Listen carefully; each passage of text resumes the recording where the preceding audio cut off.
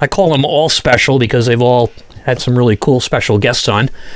You can listen to the Joe Sixpack Racing podcast on Twitch. We are live right now, and it will remain there for 14 days until Twitch takes it down, so they don't have to have all those server farms, and we can keep the Twitch account free. It'll also be on YouTube for infamy, and starting tomorrow afternoon, you can listen to the Joe Sixpack podcast, this episode and all the others, on all the major podcast platforms from Spotify, Anchor, Shoutcast, Google, Amazon, pretty much whatever, we're out there.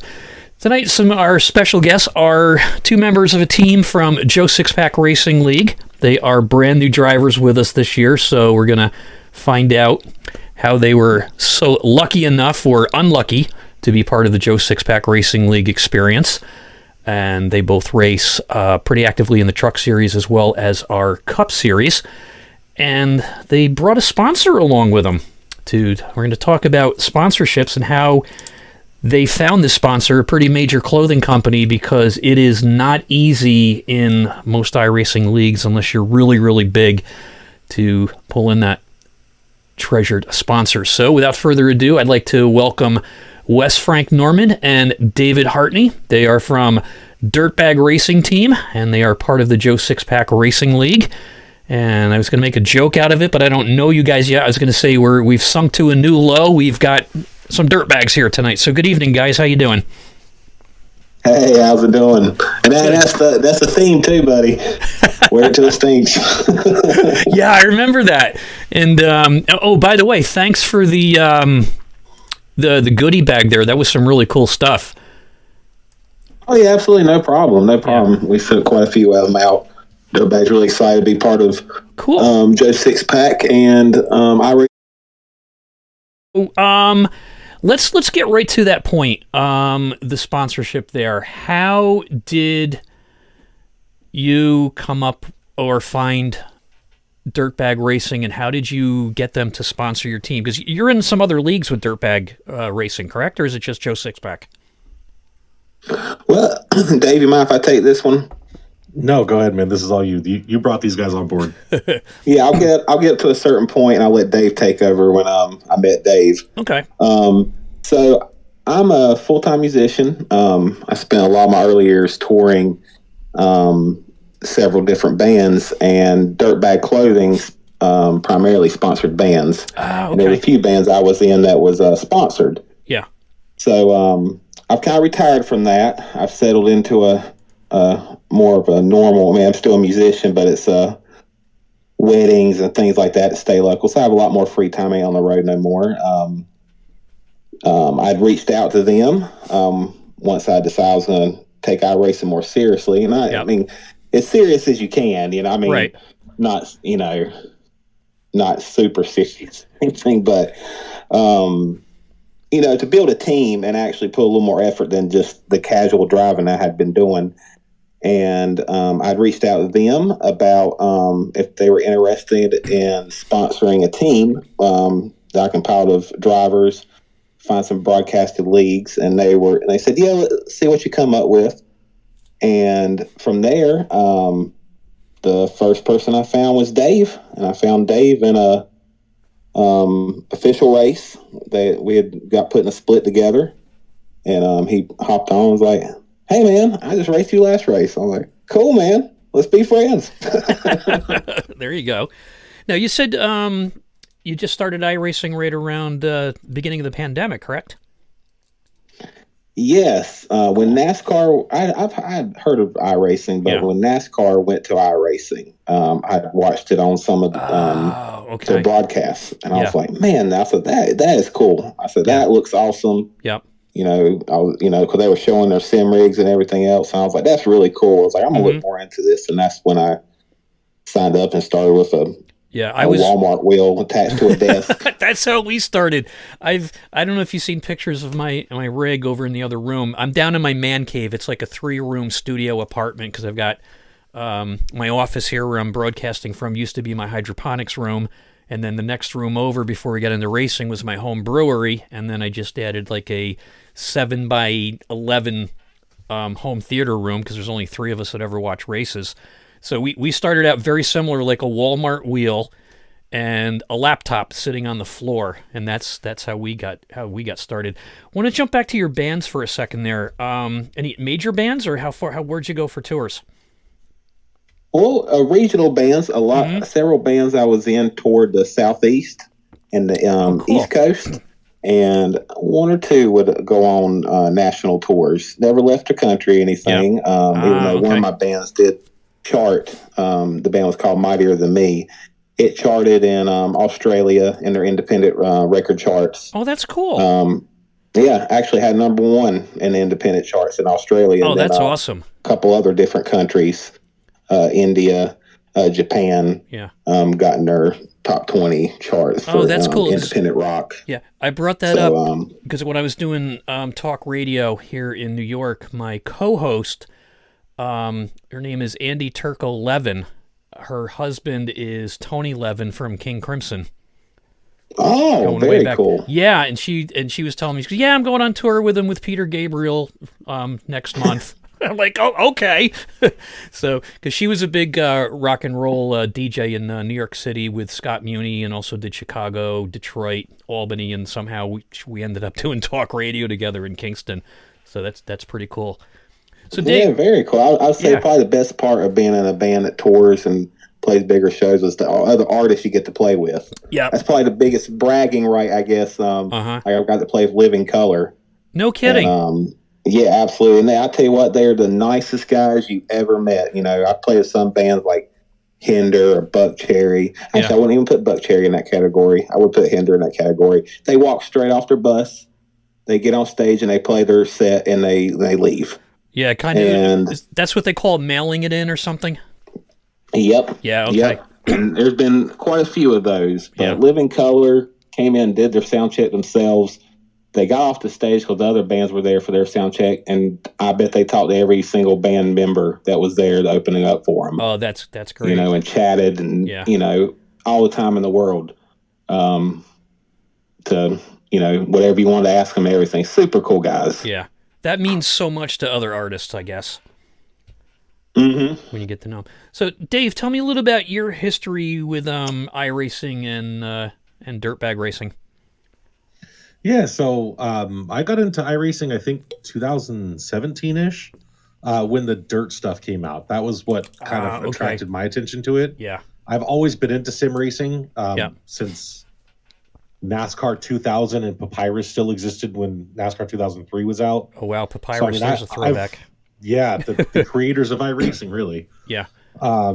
And so I've been involved in sim racing my whole life. I've always enjoyed it. Mm-hmm. But iRacing is about 2017, 2018 when Dirt Track comes out. Took a couple years off here and there. I mean, it was expensive at the time, and you know I had family to support, so I couldn't really justify spending that kind of money on it. Yep.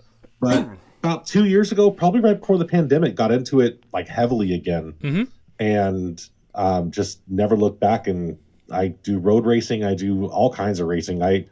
It never gets old to me. Oh, it is so much fun. I love road racing, but I totally suck at it. That's why I say when we go to Watkins Glen for Joe Sixpack Racing, if there's 18 cars in the field, I'm going to finish 29th. It's just how it is. But actually, I lucked out this year and finished 8th out of 14. So I love road racing, but I'm terrible at it. So I hope to be in the top 3, I should say, when we get there. That's cool. What's your impression of how well iRacing replicated dirt? As someone here that I go to dirt tracks, but I'm not a dirt expert, I thought they did a pretty darn good job on it. I mean, I've played past dirt games in the past. There was this old game, Leadfoot Racing. I don't know if anybody knows about that, but it was old like stadium off-road racing. That was super fun.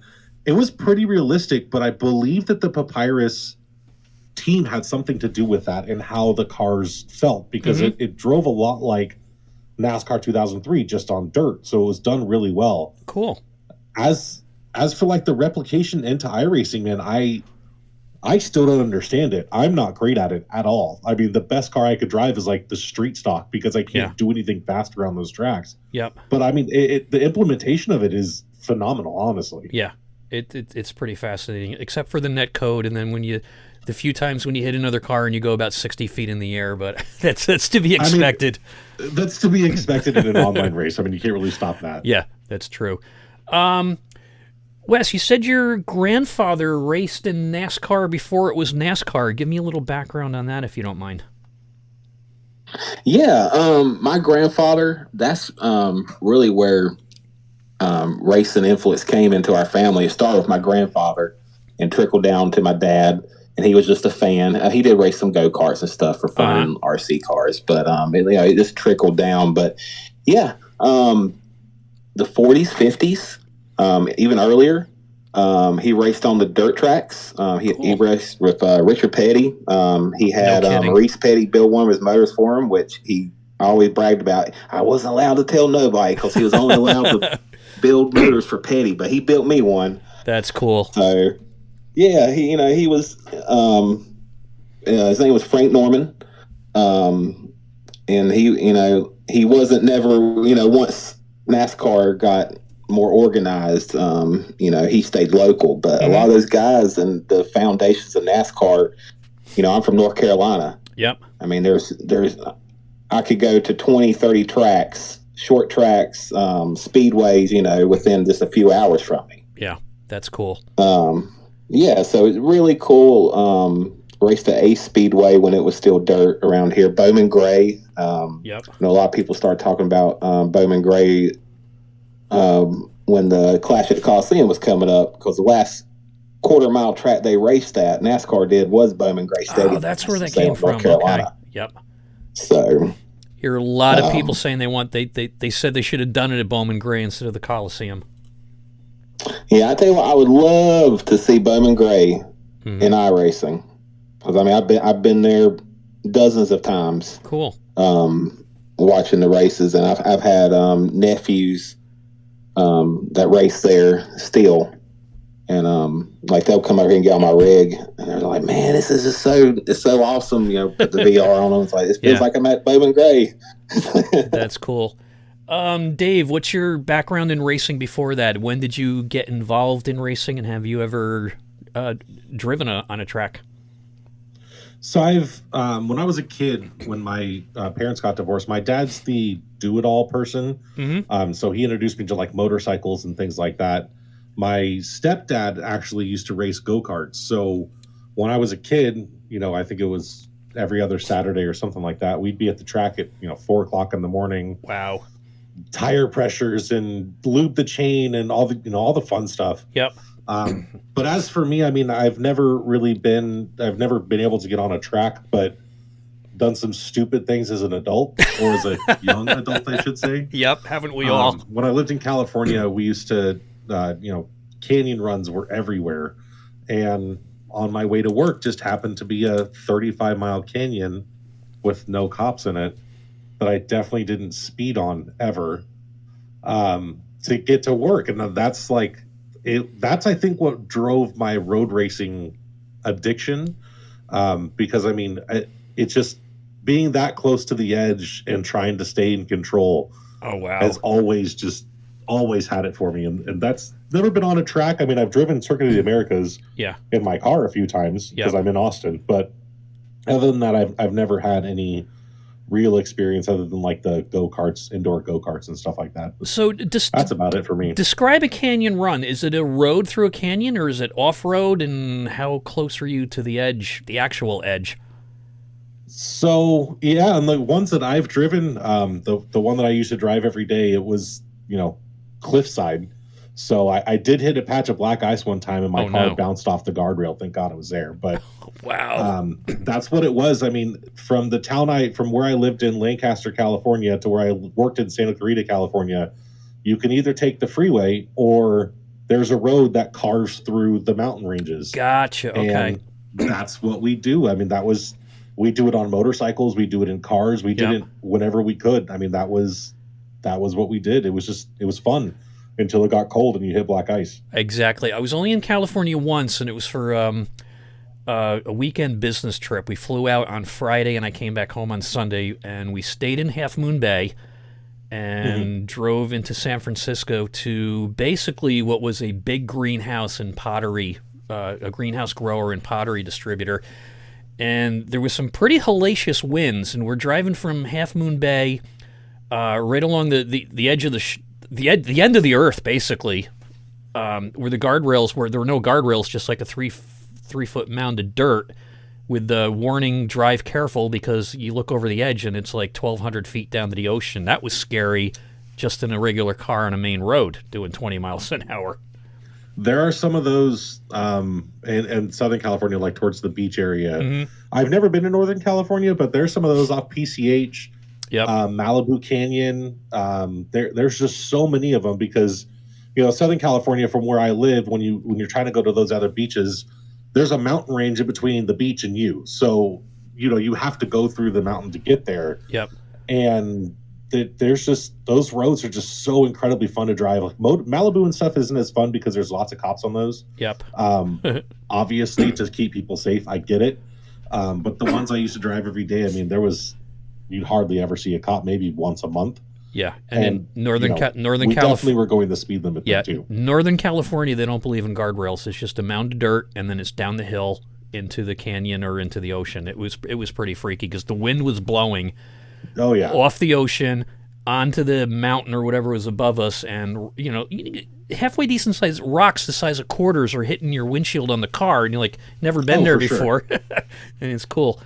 So Wes, your favorite driver is Mark Martin, you say? Yeah, I would say all time, old school and new.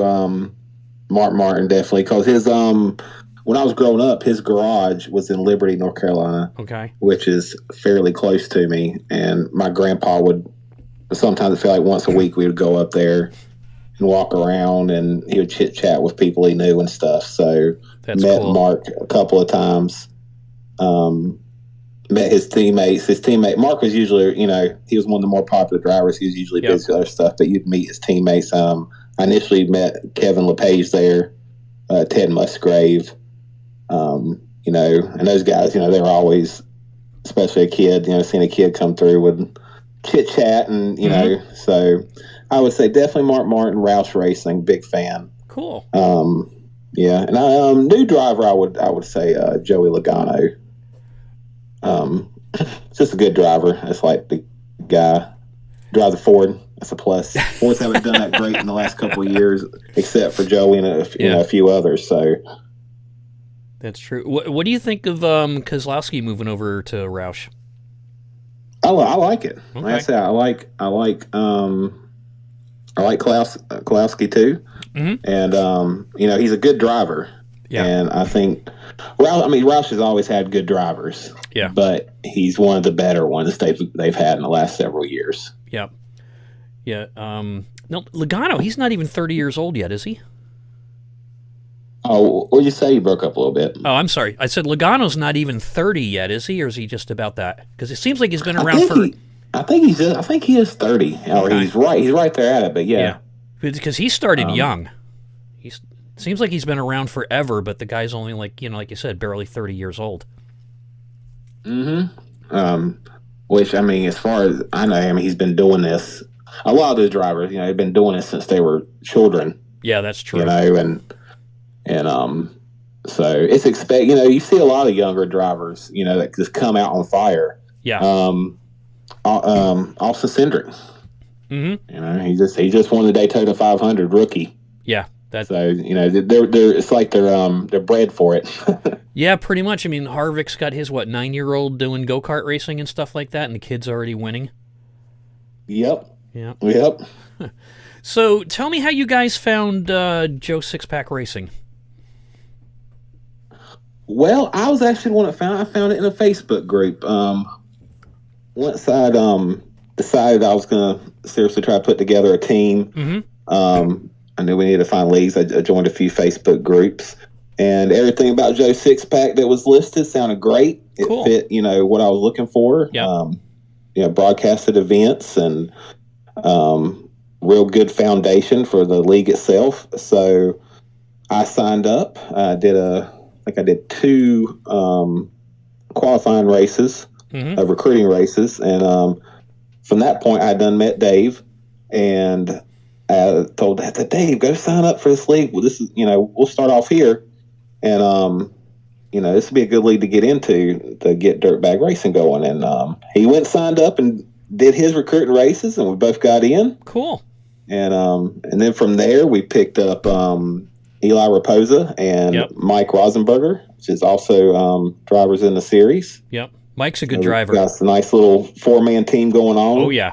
We work on stuff throughout the week. We chit-chat. We have a practice race at least once each week for the race coming up. Oh, that's cool. Talk strategy, all that stuff. So do you guys you communicate via radio while you're in the race too? Mm-hmm. Never. Yeah, we don't do that. No, we don't do that. Oh, whoops. That's to give away our secrets, man. Hey, I will say we don't talk much while we're racing. Like, there's a caution and stuff. Most of the time we're concentrating. We're pretty quiet. Yeah. Unless something happens or it's time for a pit strategy or something, we might chat. But we're not big chatters when we're actually racing. Oh, okay. Most of the time when we start chatting, you start losing lap time real quick. Yeah, because a couple of the other teams, they're active during the race, like Dave Lamaga's team. They're always talking during the race. Me, I can't. I've got to keep an eye on where I'm going. And I was just, and that's impressive too. Especially Dave. I mean, run up front, having a chit chat. Mm-hmm. I couldn't do it.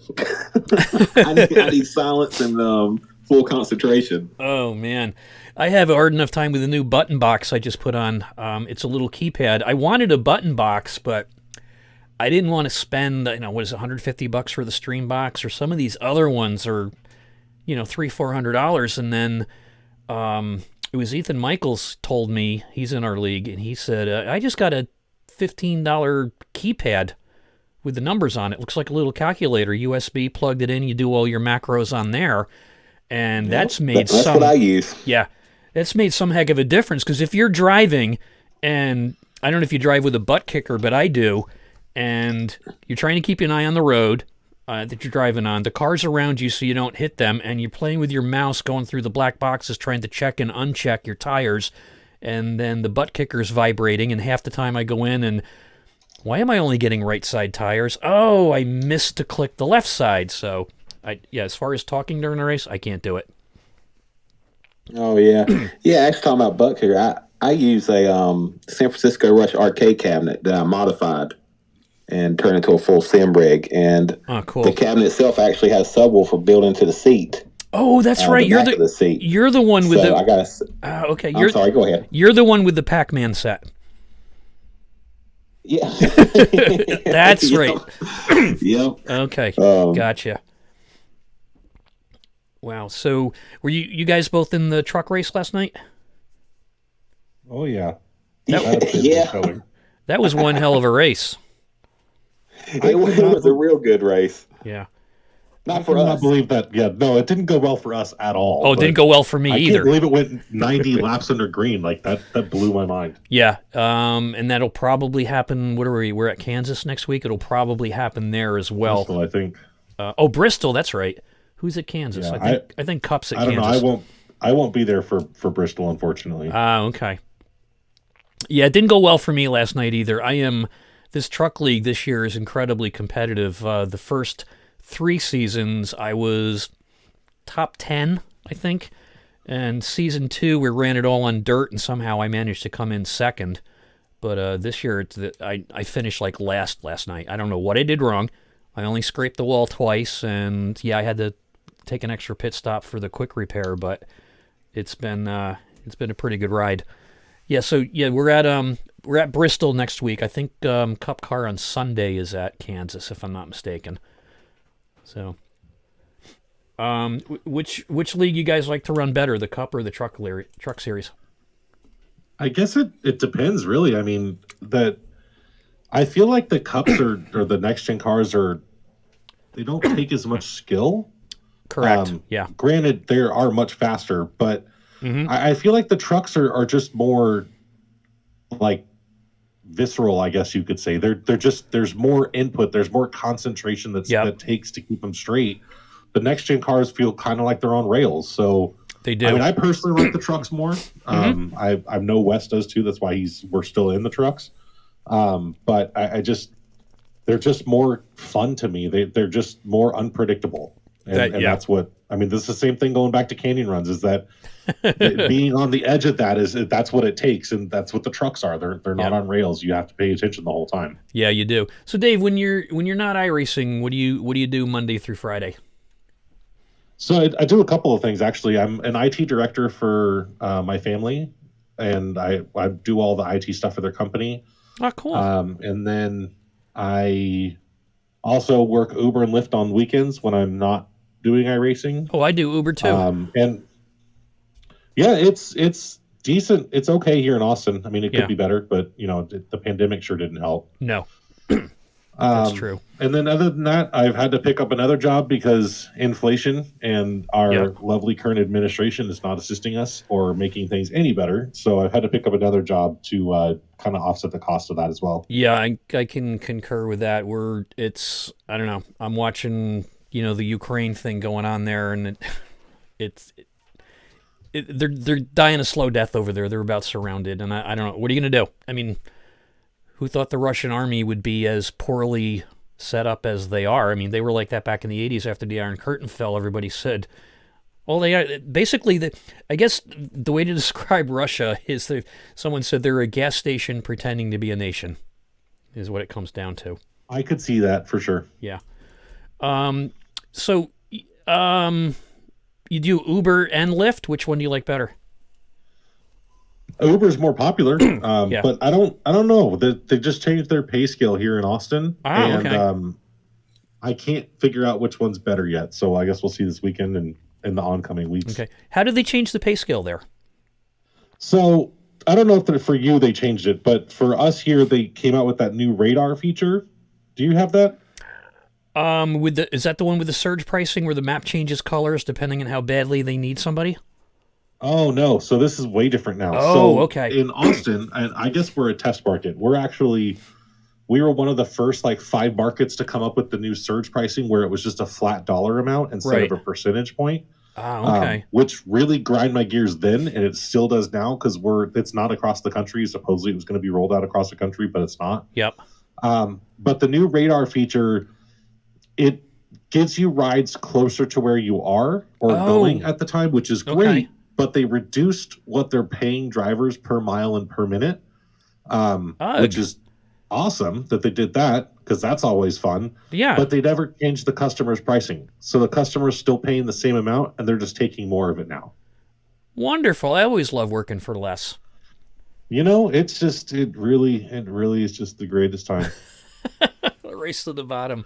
I do it in the winter. I'm a garden designer by trade, and I basically don't work from whenever it gets cold in October, November, until the snow melts around here in March or early April. So, and with COVID for the last couple of years, all the local establishments that used to be open for lunch, where I would run out, grab a little appetizer or something and a beer just to talk to people because everybody in the house is working, and then come back home, there's nothing open. So I started doing Uber, and it's been pretty cool. I got to drive 30 miles to a market up near Albany, New York, because there's very little around where I am. I live in a small town called Coxsackie. It's on the Hudson River, and there's 7,000 people, and everybody commutes up to Albany about 30 minutes away. But once I get up there, it's about a half hour.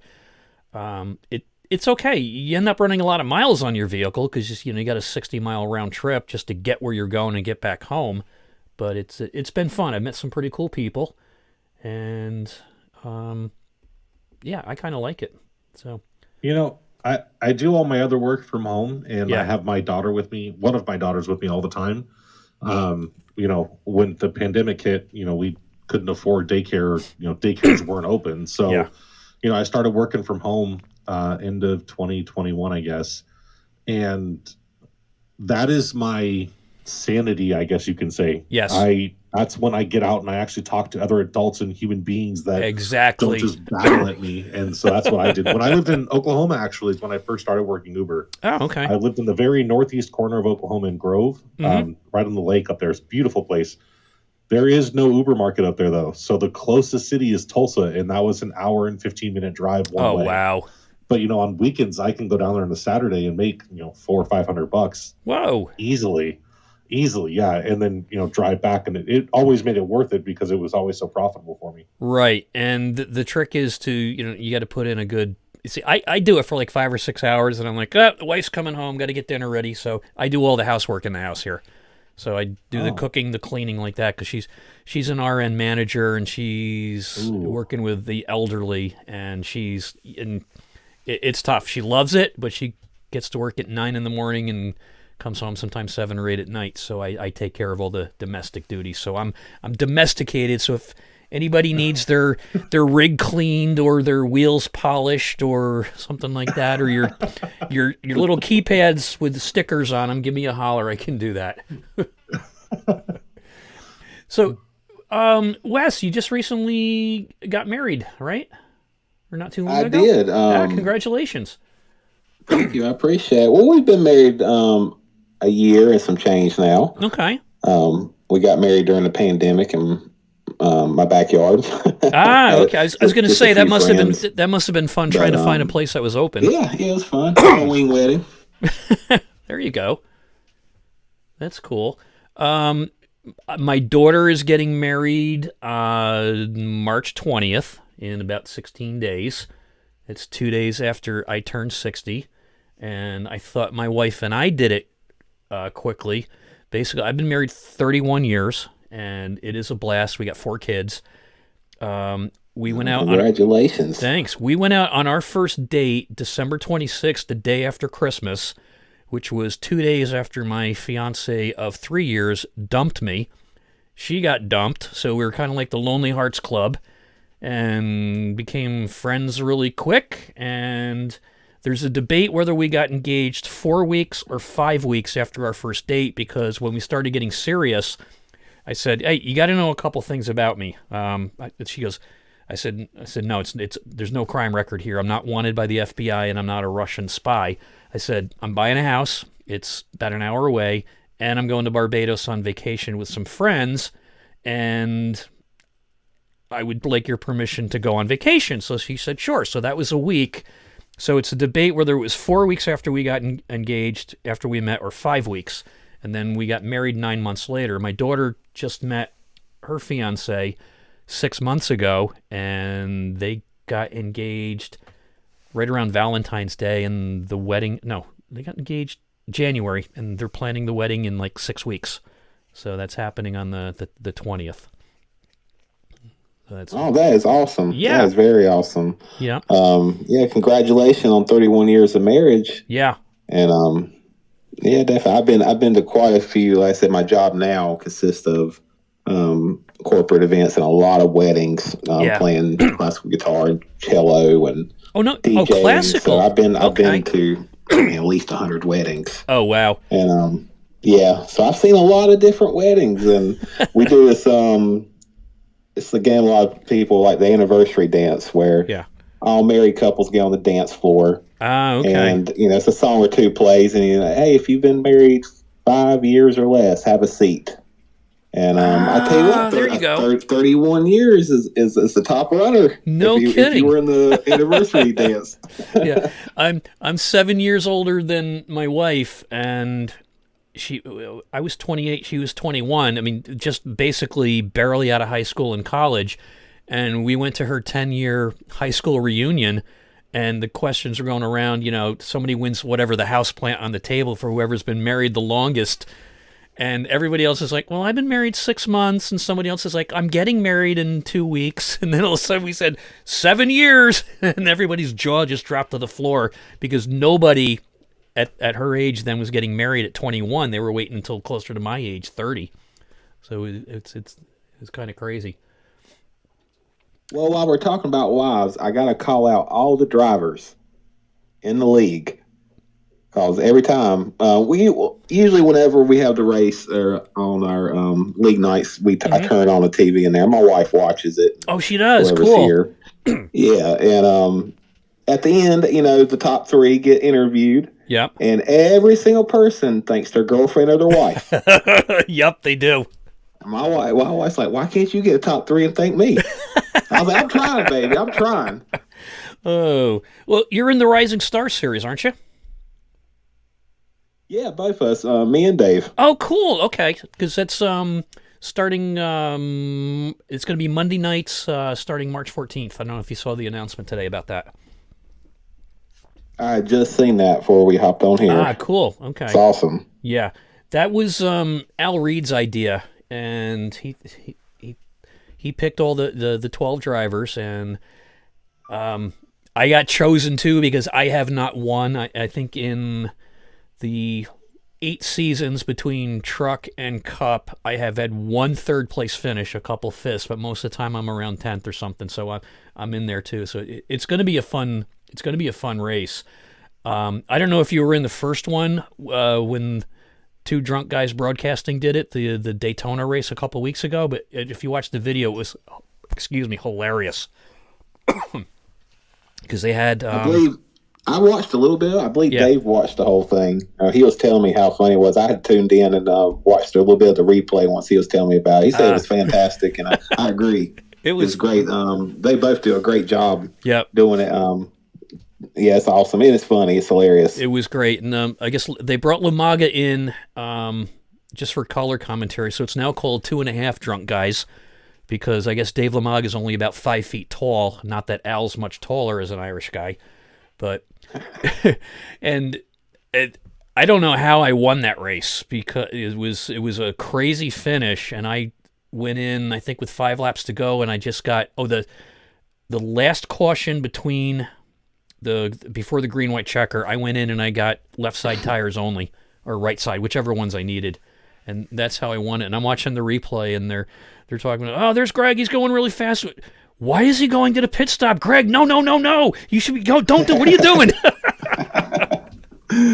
Well, it worked out though. Yeah, it did. I was in that race. I was up there in the top 4, and me and I think it was Keith. Yep. We're pushing real hard, and then I ran out of fuel because I couldn't pit. I couldn't. Oh, that's right. I had enough fuel to get it through to a checkered, but not for a green-white checkered. That's so right. It's like, yeah.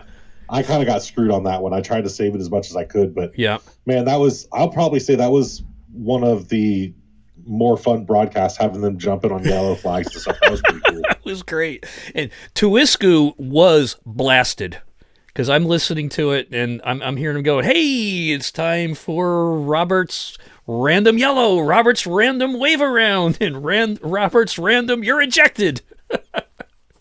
It was. I had fun with it. I thought it was a great time, and Yeah. I voted. I was the one that voted to have the yellow flag 10 laps in. Oh, that's or right. 10 laps to go. Yeah, you asked me about I it. was the one that. Yeah, I voted for that. I thought it would have been interesting to get everyone back together on fresh tires for the last 10 laps, because Yeah. we were all just running our own race at that point. Pretty much. So I thought it would have been fun. Yeah. And then I think it was Ethan. That's like, no, I'm planned and ready for the rest of the race. Yeah. On this fuel, and I was like, well, I guess we're not doing that. And it'll be fine. It'll be what it is. And then the yellow flag came out, and I was like, man, he was not happy about that. And I No. don't blame him at all for that either. Yeah, and he did it. I think that was Dave Lamaga's idea, because in the admins meeting after that, Dave is like, he's like, yeah, well, this is getting a little, I think it's time for Rob's random yellow. Let's re-rack these guys.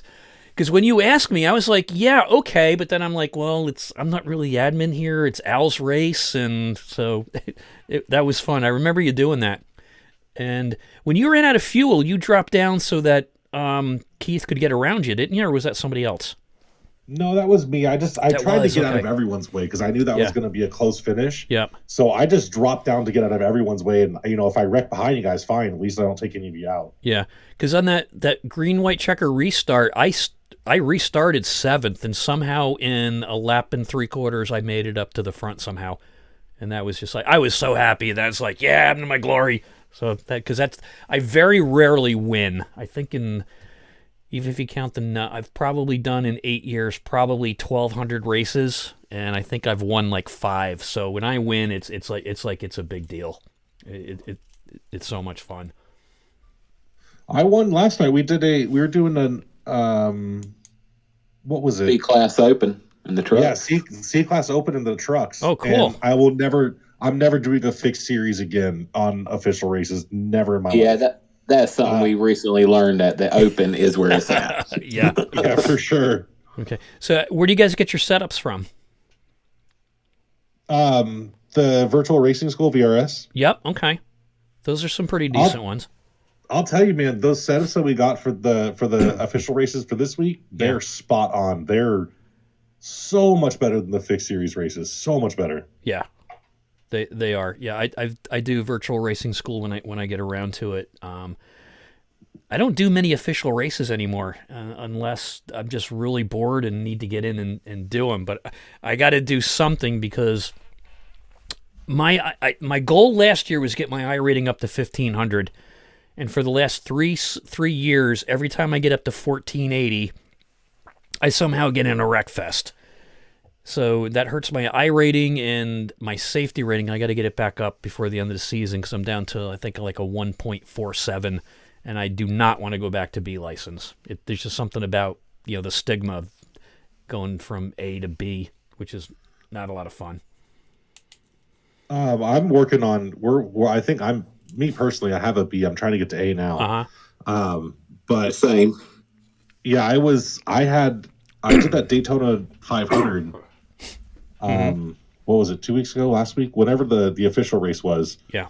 And I had this guy James Pierce with me the whole time. That guy, insane. We a 2-man group on the outside, just me and him, pushed from like 8th to 1st and 2nd. It was nuts. Wow. But that one race, I mean, we crashed out at like 140 laps or something like that. I was done after that. Ugh. But I think I got like 1.6 safety rating, 1.4 safety rating, and like 300 or 400 high rating. It was crazy. Yeah, it happens. It doesn't take much. I just can't crack the 1400. And usually what happens is when I get close to 1400, I usually, and then you go to the practice and then you get in your split and all of a sudden, you're like number 4, and I'm like, that's like instant death for me because there's no way I'm going to beat everybody else and finish above 4th to get a decent rating. I like it when I get in a race and there's 20 cars and I'm like number 19. Then I'm like, okay, I can do this. Yeah, it's interesting. I'm fighting that battle now to get my I rating back up. So yeah, we'll see how that goes. Yeah, I think there's 5 weeks left in the season or something like that. I think so. Yeah. Yeah. So I'm just going to sit down and do time trials until I get my safety rating back up to 2.0 because I just don't want to go back to B because every once in a while I like to race the A ratings. So what else do we have to talk about here? Got the history of the team. Now, do you guys race as dirtbag racing in any other leagues? Or if you don't, what leagues are you involved in? Yeah. Sorry, Nathan. Go ahead. Okay. Well, so when we started dirtbag racing right at the beginning of the year. Yep. Our goal was to get a team together for one league and see that season through and see where it goes. Yep. And now I think we're at least past the midpoint in this season. Yeah, we've got. The season ends around first or second week of April. Yeah, so we're getting towards the end. We're planning on expanding.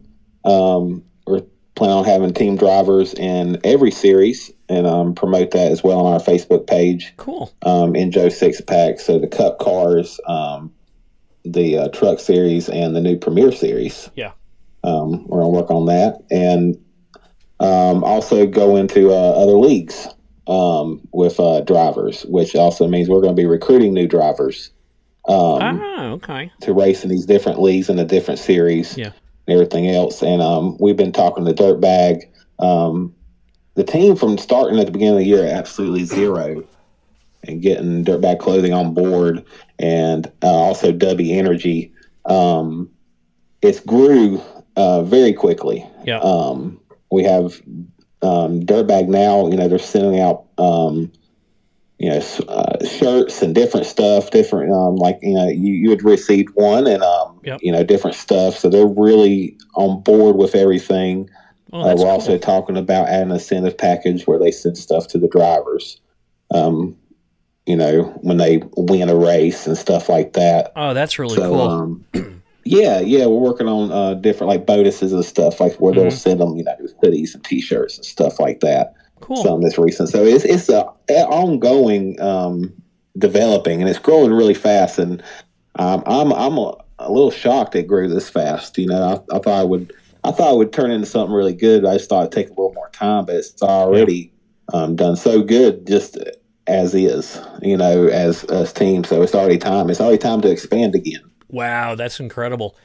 What leagues you looking to get into, or what series or type of racing? Well, there is a World of Stock Car Racing League.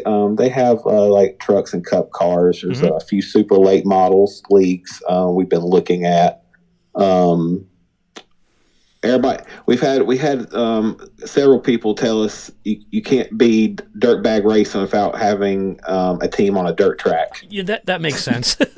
that's like yeah. Which is funny. Okay. I've actually had somebody hit me up because they were going to start a league called Dirtbag Racing. Okay. Man, y'all wasting that name. No, it's basically like, well, this Dirtbag Clothing Company and this and that.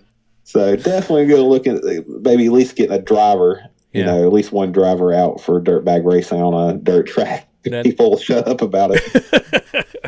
Oh, that makes sense. Requirements for your drivers, I-rating licenses. What are you looking for, and what type of commitment? Don't wreck any of us. Don't wreck any of us.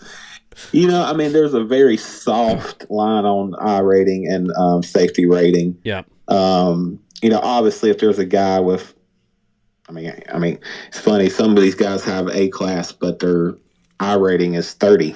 Yeah. And that's not even over exaggeration. The other night I was in a race, an official race, and the guy had a 30 I rating. And I thought to myself, if I ever had a 30 I rating, I think I'd hang it up and try a new hobby. I've got to. I get sweating bullets when it gets down to 1,000. I'm like, oh, it's got to get back up. I don't want to go under 1,000. I've got to for. So what we're really looking for is somebody who wants to be involved. Somebody who will attend their races and do their best. We're not looking for somebody who wins every week. Because honestly, if you win every week, you should be moving up to something bigger and better than us. But just a team player, somebody who will interact with the team and build off each other. Example, our practice sessions, some of the races I've done the best in has been stuff that I picked up from Dave. Like, I'd be running, slower lap times, and, I'm like, man, what are you doing? And he had this and that and the other, and I'm like, okay, and I start figuring that out. Yeah. Next thing you know, I'm running, killer lap times, and then when it comes to race times, it's, stuff kind of comes together and put it in the top 5 several times. I think I was on like a 3 or 4 week streak. It was top 5, but a lot of stuff came from Dave and Mike and Eli. And Mike's a huge contributor in our practice sessions. Yeah. Absolutely. He's a good driver, and he's a good guy too. He really is. Yeah. Yeah, he is.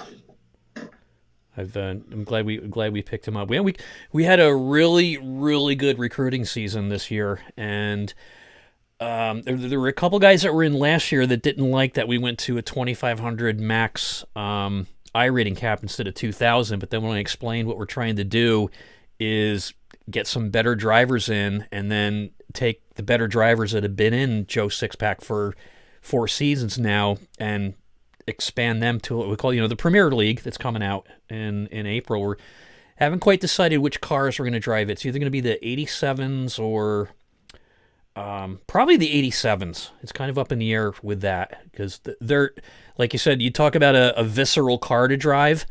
You drive a cup car and you get in the 87s or even the ARCA car. It reminds me of like the 16-year-old kid taking out his grandfather's Pontiac Bonneville boat for the first time, with the from 1970 with the big fins on it. Yeah, you're going fast, but you're not going to make that turn, son. Slow down. Yeah. So, and then I just did a session in those at Watkins Glen, my favorite track. So okay. I enjoy doing like all the races there. I do the HPD ARX series there, or not series, but practice sessions. All practice sessions for me personally, and then I did the 87s the other day just on the classic track. Yeah, without that little pit stop on the back straight. Man, those things are like 1,000 times harder than the trucks are. Oh, aren't they? They're fantastic. They're incredible. I drove a couple races at Michigan, and I'm like, the only thing that's more strange to drive is the ARCA car, because ARCA, if you're you want to get through turn 4 in ARCA, you got to start pointing the nose when you're coming out of turn 2, because otherwise, like you said, it's like driving your grandfather's Pontiac. Those cars are hard. So they're fun though. Yeah, they are. So we're probably going to do the 87s for the Premier League, and then the Cup League's going to go back to a 2000 max rating, and not sure if we're going to have the Premier Series broadcast yet or not, because broadcasting is expensive. I'm spending about $75 a week on broadcasting between the two series, plus track time, plus prizes. So it's $300-400 a month, and it gets a little expensive when you're a lawn mowing guy and there's snow on the ground and you're running through the winter on fumes, waiting for the grass to grow again. But you should be a snow pushing guy during the winter then. Snow blowing guy. Oh, I don't want to do that. I don't want to do that. I live in Texas, but we keep getting snow every year. So yep, there's a couple guys I know that they love nothing better than getting up at 2 a.m. in a blizzard, going to Dunkin' Donuts and plowing big parking lots and listening to whatever, talk radio or music and stuff like that. They absolutely love it. Me, I'm like, no. I just bought a new truck and I'm not tearing up the transmission with a plow, because they do a number on the trannies from what I hear. Plus, I wouldn't know how to plow snow, because when we used to have my driveway plowed here, the plow guy would come along and he says, well, if you could move your car so I could plow your driveway. And I'm like, if I could move my cars, I wouldn't need my driveway plowed, because there's... So there's certain things I look at when like IT is one of them, and I'm like, never mind. Somebody else can do it for me. Yeah, I'm that guy for my entire family. Okay. Because I look at stuff and I'm like, that doesn't make any sense. Let me ask you something. Are IT people wired differently than commoners like me? Because I look at some of these programs and whatever, working an iPhone, working Facebook, and I'm like, that doesn't make any sense. Why did they do it in this sequence instead of how, quote unquote, regular people like me would do it? I wouldn't say it's the word wired differently. Mm-hmm. I think it's a younger generation. My mom... Are you calling me old? For a long time. I'm young. I'm only 34 years old. Oh, so you're calling me old. No, I'm not calling you old. I'm just saying you're in a different generation than I am. I'm just kidding. I grew up in technology. Got it. I'm just kidding. I grew up on an abacus. Yeah, so like I was building computers with my dad in our attic when I was like 5 years old. So I got it. Okay. It's a different ballgame. Yeah. I think I've much surpassed what my parents know, just because I'm in that industry and it takes, I don't know, 30 seconds for it to change. Yep. Okay. So it's a constant learning, but I definitely started with my dad building computers and running MS-DOS games and having to write line codes in MS-DOS so that we can get something to run. So I mean, that's what I grew up on, and it's never stopped. Now I run servers out of my house and maintain all kinds of crap, and it's just stuff that I enjoy. I mean, to me, this is my dream job. That's what. Excellent. The network admin side of it is what I've been trying to get into for so long. I don't have a piece of paper that says I know what I'm doing, which is a problem. Yeah. But I can promise you I do. So excellent. That's just the industry I'm in.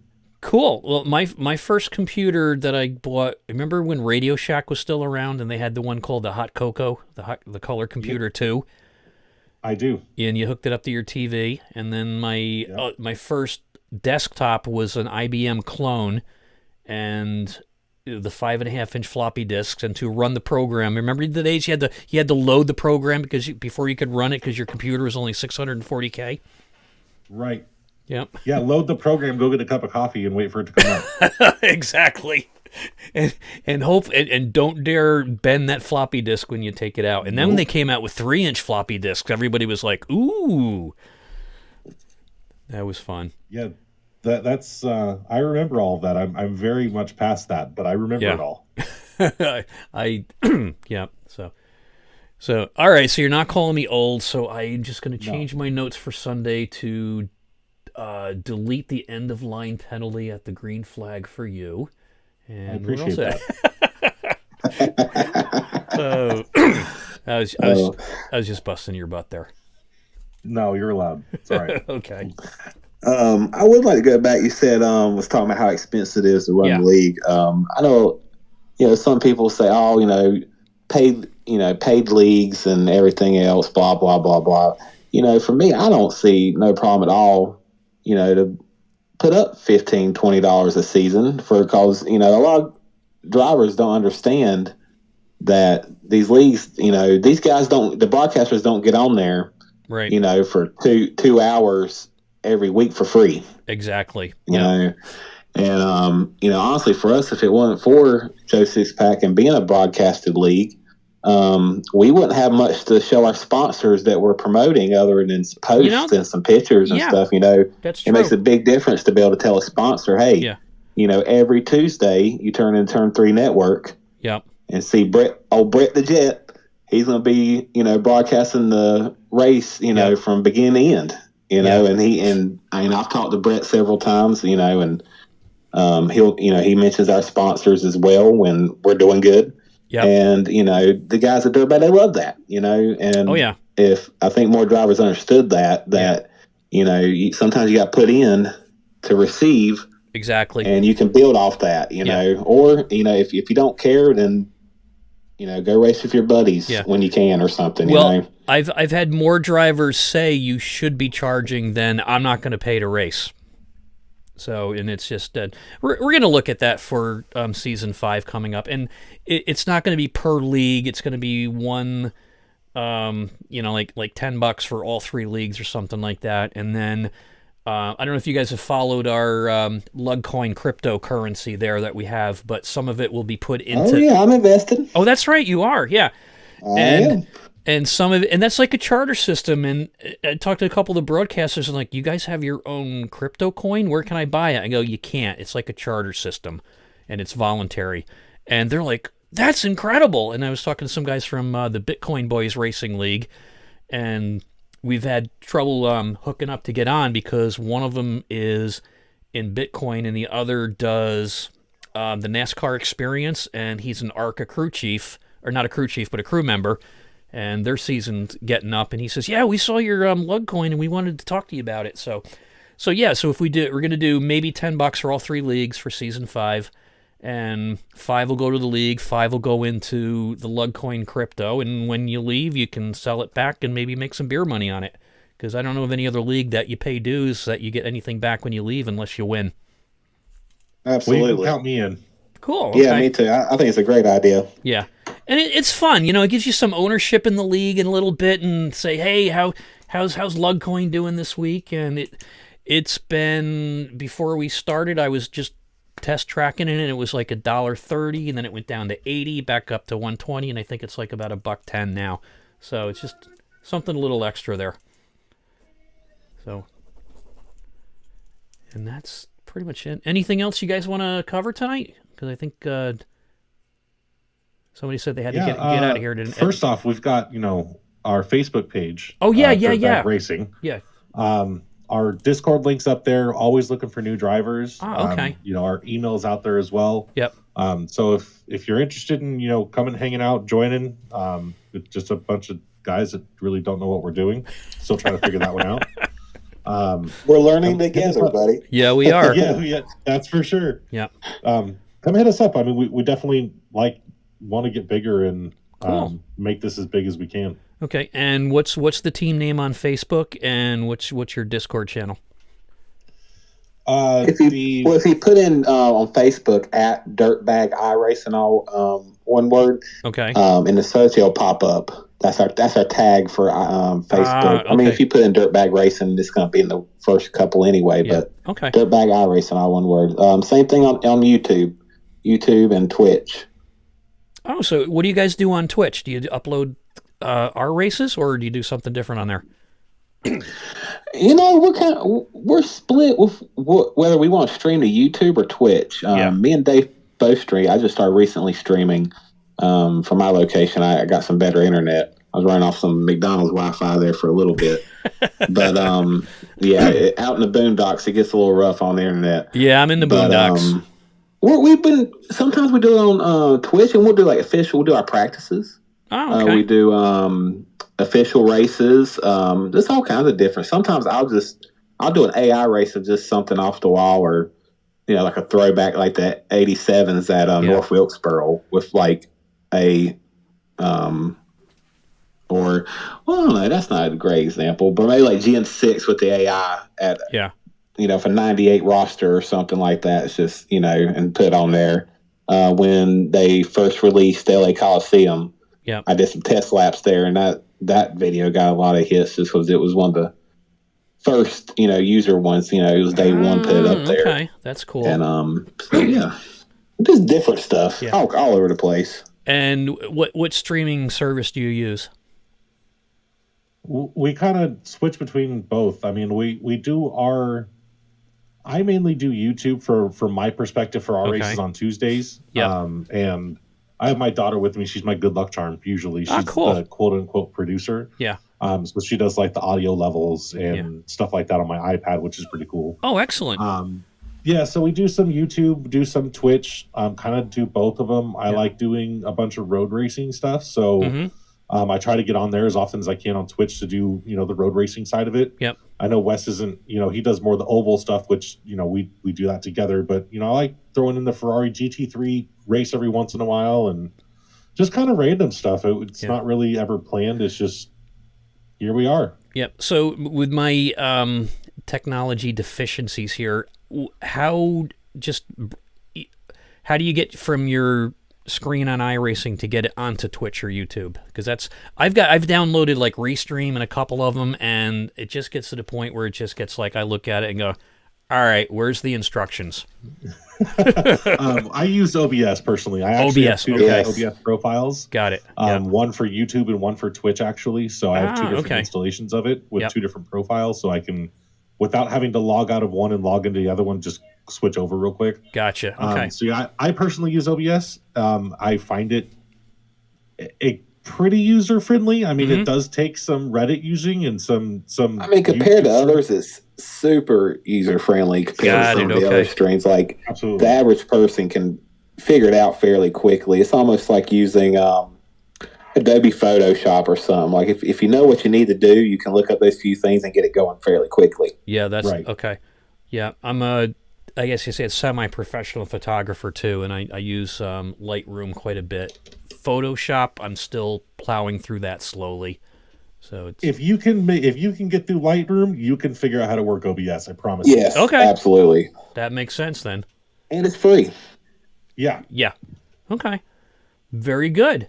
Well, guys, I want to thank you for stopping in tonight. Great conversation, and good luck with Dirtbag Racing. I'm going to stop by your Facebook page there and knock on the door and say hi. And I don't know, anything else you want to wrap it up with before we say goodnight? For me, no. Just want to thank you for having us tonight. Sure. Really do appreciate it. And we'll definitely put the link up on our Dirtbag page whenever it goes live on whatever streaming service. So I definitely appreciate it. You having us on tonight, Greg, and thank you for all that you do for the series. Cool. Thank you very much. It'll be on Twitch as soon as we get off. It's just going to take a little bit to upload, and then be on YouTube probably in about an hour. Sounds good. Cool. Yeah, Greg, thank you very much for having welcome. us, man. And everybody listen, if you tune in Tuesday nights for the truck race, keep an eye on Dirtbag Racing Trucks. We do a featured artist every month. So a new driver in the team gets a new paint scheme for a really awesome band that's being sponsored by Dirtbag Clothing, and they're featured by them, and we also feature them on our trucks. Right now, Dave's running Silent Theory, which was February's. Oh, I saw that last night. Yeah, check them out. They're really awesome hard rock band. That's a great 6 Feet Under, easily one of my favorite songs. There you go. Silent Theory is a great name for a band. Yeah, it is. Cool. All right, guys. Makes for a good paint scheme, too. Yes. All right, guys. Thanks for stopping in. Appreciate it. Have a good one, Greg. All right. Thanks, Greg. Bye-bye.